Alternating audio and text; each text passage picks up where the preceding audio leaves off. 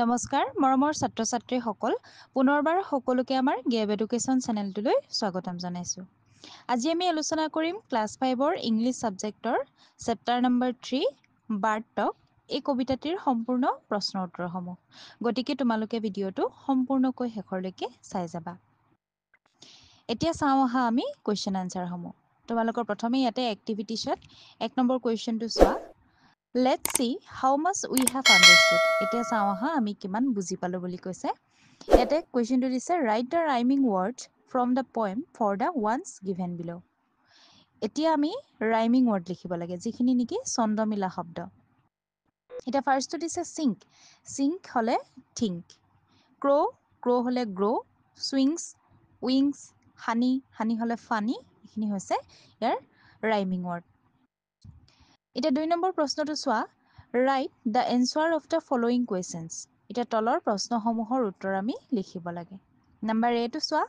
Which birds are talking in the poem? ইয়াত কৈছে যে কবিতাটোত কোন চৰাইৰ কথা কোৱা হৈছিলে? কোন দুজনী চৰাই কথা পাতিছিলে? এতিয়া এনসাৰ লিখিবা Robin and Jay talking in the poem. Robin আৰু জয়ে কথা পাতিছিলে বুলি কোৱা হৈছে। এতিয়া নাম্বাৰ বি টো চোৱা। হু আৰ দে টকিং এবাউট? সিহঁতে কাৰ বিষয়ে কথা পাতিছিলে? মানে সেই চৰাইকেইজনীয়ে কিহৰ বিষয়ে বা কাৰ বিষয়ে পাতিছিলে? এতিয়া এনসাৰ লিখিবা দে টকিং এবাউট পিপল। সিহঁতে মানুহৰ বিষয়ে কথা পাতিছিলে। এতিয়া নাম্বাৰ চি টো চোৱা। They do not have feathers at all. ইয়াত কৈছে যে সিহঁতৰ কোনো ধৰণৰ ডেউকা নাই। Who are they here? ইয়াত দে বুলি কাক কোৱা হৈছে? এতিয়া এনসাৰ লিখিবা পিপলছ আৰ দে হিয়াৰ। পিপলছক মানুহক দে বুলি কোৱা হৈছে। এতিয়া নাম্বাৰ ডি টো চোৱা। Birds eat beetles. They grow' wings. They like sitting on wires and things. Who are they here? ইয়াতো সিহঁত বুলি কাক কোৱা হৈছে? দ্য এনসাৰ লিখিবা বাৰ্ডছ আৰ দে হিয়াৰ।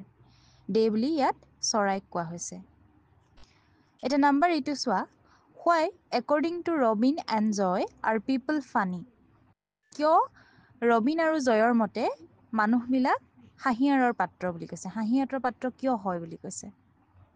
এতিয়া এনসাৰ লিখিবা according to Robin and Jay people are funny because people are not like bird.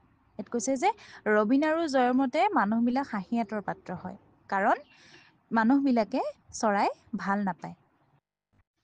এতিয়া 3 নম্বৰ কুৱেশ্যনটো চোৱা। Read the statements and arrange them in sequence to make the summary of the poem. এতিয়া তলৰ কেইটামান বাক্য দিয়া হৈছে আৰু সেই বাক্যকেইটা আমি মিলাব লাগে। ইয়াত খেলি মেলিকৈ দিয়া আছে। আমি এতিয়া ফাৰ্ষ্টে লিখিম প্ৰথমতে চি নাম্বাৰটো লিখিব লাগিব। তাৰপিছত ডিটো লিখিবা, তাৰপিছতে এটো লিখিবা, তাৰপিছতে বি নাম্বাৰটো লিখিবা। এতিয়া তাৰপিছতে আছে 4 নম্বৰ, 5, 6, 7, 8, 9, 10। এই প্ৰশ্নকেইটা তোমালোকৰ ইম্পৰ্টেণ্ট নহয়। গতিকে মই 11 নম্বৰ কুৱেশ্যনটোৰ পৰা দিছোঁ।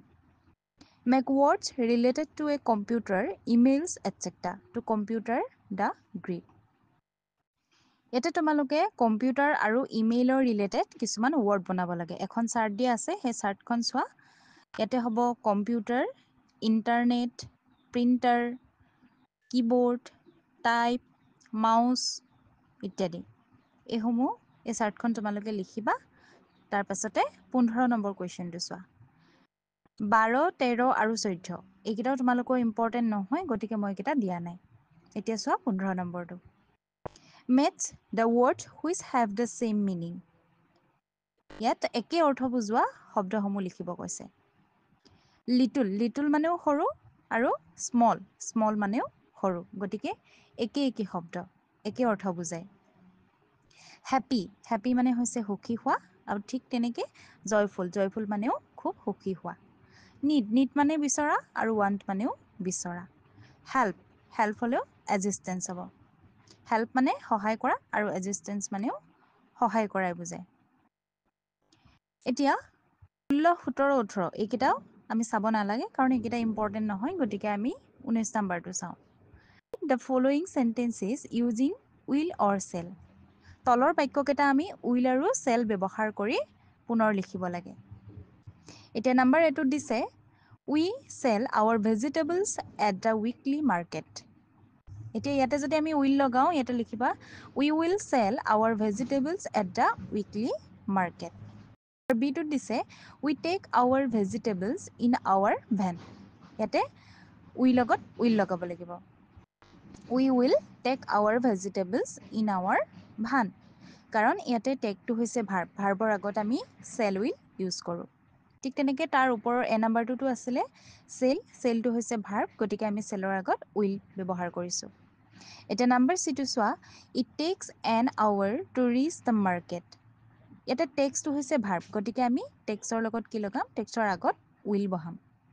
It will takes an hour to reach the market. Ditto চোৱা, my friends also' come to the weekly market. ইয়াত হৈছে কামটো হৈছে ভাৰ্ব, গতিকে আমি অলছ'ৰ আগত বহাম এইটো মাই friends will also' come to the weekly market. এতিয়া ইটো চোৱা, আই বাই টয়ছ ফৰ মাই ছিষ্টাৰ। ইয়াতে বাই মানে হৈছে কিনা, গতিকে এইটো হৈছে ভাৰ্ব, ভাৰ্বৰ আগত আমি কি বহাম, চেল। আইৰ লগত চেল হয়, গতিকে আমি I sell buy toys for my sister. গতিকে এইখিনিয়ে আছিল তোমালোকৰ আজিৰ অধ্যায়টোৰ প্ৰশ্নৰ উত্তৰসমূহ। ছাত্ৰ ছাত্ৰীসকল, ইয়াৰ উপৰিও যদি তোমালোকে অন্য ছাবজেক্টসমূহৰ কুৱেশ্যন আনচাৰসমূহ বিচাৰিছা তেন্তে আমাৰ চেনেলত দিয়া আছে, তোমালোকে চাব পাৰিবা।